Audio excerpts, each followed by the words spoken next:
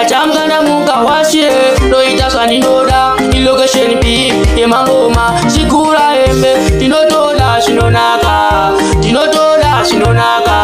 ndinotoda zvinonaka zvimwe zvinenge chakanaka ndinotoda zvinonaka ndinotoda zvinonaka ndinotoda zvinonaka zvimwe zvinenge chakanaka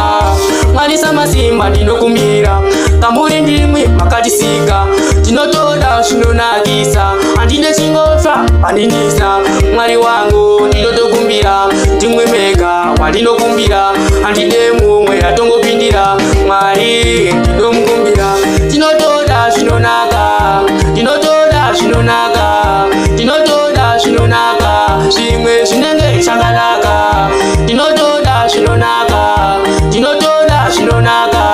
ndinotoda zvinonaka zvimwe zvinenge chakanaka Mwari wangu we ndimwe mukuru ndimwe munokudza vanhu pese pandinongoda Mwari mutondipa ndinotoda Mwari wangu zvitobudirira handide kutongotambura muripo Mwari wangu ndinokumbira mutongondipa nyangwe zvanyaoma sei ndinokumbirira Mwari wangu we ndinotoda zvinonaka ndinotoda zvinonaka ndinotoda zvinonaka zvimwe zvinenge chakanaka ndinotoda zvinonaka ndinotoda zvinonaka ndinotoda zvinonaka zvimwe zvinenge chakanaka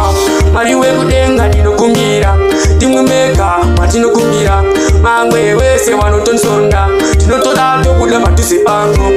handide kutovaona vachitoshaishidzira pandinenge ndiri ndinotoda Mwari mutondiona ndimwe munoreva pese pambiri ndinotoda zvinonaka ndinotoda zvinonaka ndinotoda zvinonaka zvimwe zvinenge chakanaka ndinotoda zvinonaka ndinotoda zvinonaka ndinotoda zvinonaka zvimwe zvinenge chakanaka